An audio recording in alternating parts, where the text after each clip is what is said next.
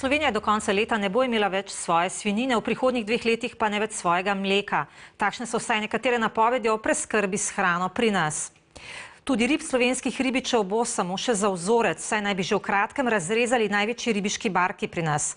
Je pametno, da ostajamo brez svoje hrane v času, ko hrana postaja vedno bolj iskana in draga dobrina.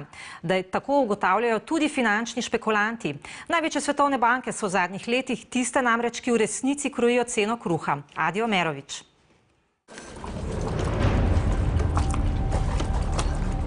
Čez nekaj dni bomo razrezali vse večje ribiške ladje v državi. Tudi največji, Ribo 1 in 2.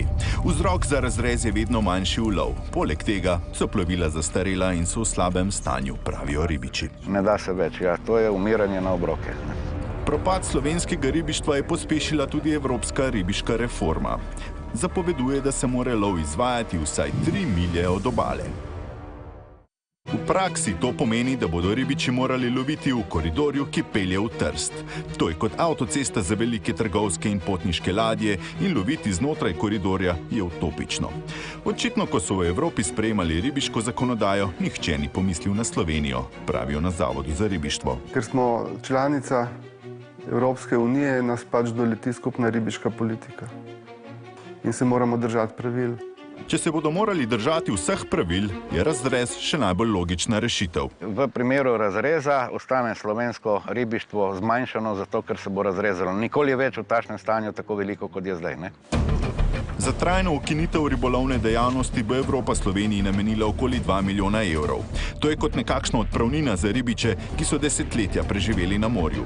Država pa zdaj želi njihovo subvencijo obdavčiti, tudi do 40%. Država je sprejela pač, da se to šteje kot prihodek, ne? In glede na to, da bojo ta sredstva kar velika, bo tudi dosti davka zadat, ne? In na koncu bo ostalo skoraj nič. Seveda so ogorčeni, saj so bile subvencije v mnogih evropskih državah ribičem izplačane v celoti. Na Zavodu za ribištvo so pripravili izračun najbolj črnega scenarija, ki nas lahko doleti že naslednje leto. V grafu vidimo, kako je ulov ribičev v zadnjih 30 let padal. Prihodnje leto ga skoraj ne bo več. Vendar tudi, če bi se to zgodilo, v trgovinah ne bo zmanjkalo rib. Že doslej so naši ribiči, kar so ujeli, prodali na borzi v Trstu. V naših trgovinah lahko kupimo le uvožene ribe. Tudi Delamaris ne bo izgubil slovenskega dobavitelja, saj z njim že leta ne posluje, ker je uvoz tujih rib bolj konkurenčen. Naši ribiči se bodo morali prezaposliti. Nerazrezane ribiške ladje bodo verjetno služile v turistične namene. Pomislili bi, da Evropa spodbuja razrez plovil, ker je mar za ribe. Teh je namreč zaradi prekomernega ribolova vedno manj. Vendar dejstvo je, da naša flota nikoli ni vplivala na število rib v Jadranu, pravijo na Ministrstvu za kmetijstvo. To, kot mi izlovimo, izlovi neka španska barka. Slovenija v enem letu izlovi španska barka v enem tednu, ne? Velika riba poje malo ribo. Ta zakonitost velja tudi v ekonomiji. Evropske ribiške velesile so Španija, Portugalska, Francija. Ribe lovijo poleg v Sredozemlju tudi v Atlantskem oceanu. Za njih loviti 3 milje od obale ni problem. Ribe namreč lovijo celo v afriški celini in jih predelujejo že med transportom. Množična proizvodnja hrane je prisotna v vseh prehrambenih sektorjih. Poglejmo primer iz ZDA, kjer se na enem mestu gnete na milijone krav, saj imajo le eno klavnico za vso državo, pripoveduje profesor agrarne politike. To so pač te globalizacijski učinki, ki seveda so surovi, ki se tudi poslabšujejo kakovost hrane. To je izraz pretirane ekonomije v kmetijstvu, ki je neracionalna, ampak tako ekonomija deluje, ne? Pri nas želi hrano pridelovati vsak kmet za sebe, med seboj pa so nepovezani. 5 direktorov mlekarn se ne more zmeniti, da bi eno mlekarno naredil, ne? Ali pa vsaj eno podjetje, se lahko firm ostane več, ne? Tle imamo mi problem, da je pri nas neka mediokriteta. Poleg tega so naše kmetije majhne in niso modernizirane, pravi nekdanji predstojnik sindikata kmetov. Kar so naši največji kmetje, bi bili v nizozemskem palčki, miniaturni kmetje. In to je ta težava, se pravi, za našo strukturo in za naše kmetijstvo. Odličen primer so vinarji. Vsaka kmetija z vinogradom polni svoje vino in veliko ga ostaja. ne morejo ga prodati. Zato se vinar Rado Macarol iz Križ pri Sežani odloči posekati 7000 trt. Zaloge ostajajo, ne samo pri meni, ne splošno povsod. Ostajajo zaloge in ljudje, kam to je zelo žalostno, da kam bo so zalogami, pri meni kam? Ja, v Resencu. Slovenska vina v trgovinah izrivajo španska, makedonska, čilska. Kupca pa najpogosteje prepriča nizka cena. Krčenje naših vinogradov kot drugih prehrambenih obratov je torej neizogibno. Sem prišel do zaključka, da kmetijstvo me ne več zanima. Evo. Ni perspektive. Odstotek domače proizvodnje hrane upada. Veliki kmetje izrivajo majhne. Dokaz je tudi prašičereja v Sloveniji. Do konca leta na našem trgu verjetno ne bo več slovenskega svinjskega mesa. Meso za proizvodnjo kupujemo v tujini, po dampinških cenah. Mi ne izkoristimo proizvodni potencial, ki je doma tudi za končne proizvode. Mi še zmeraj delamo kraški pršut iz nizozemskih šunk. Že večkrat smo omenili 6 let staro zgodbo o sladkorju. Propad tovarne v Ormožu spominja na propad ribištva, propad prašičereje, vina. Zaprtje tovarne sladkorja je bil čisti davek na neumnost in spet izkaz nerazvitosti slovenskega agroživilstva.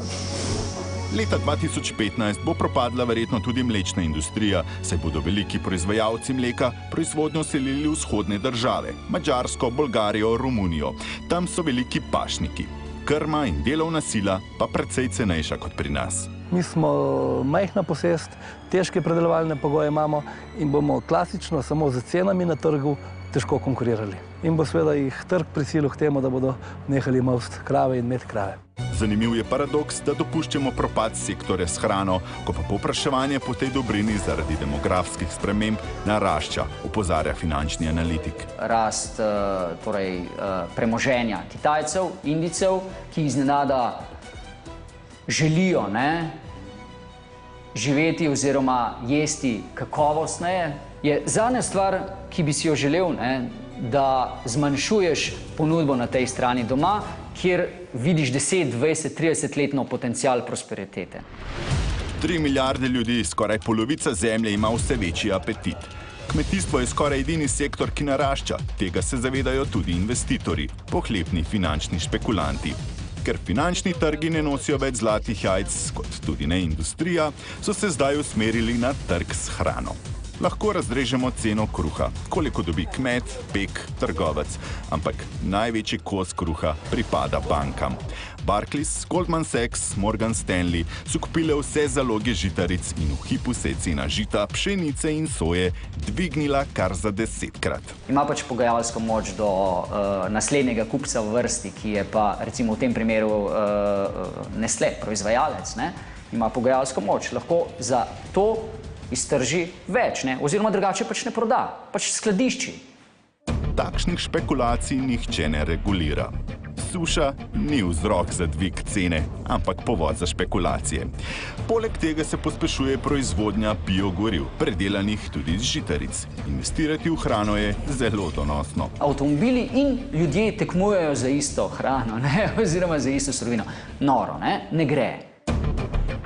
Po finančni prihaja še prehrambena kriza in ta bo trajala mnogo dlje.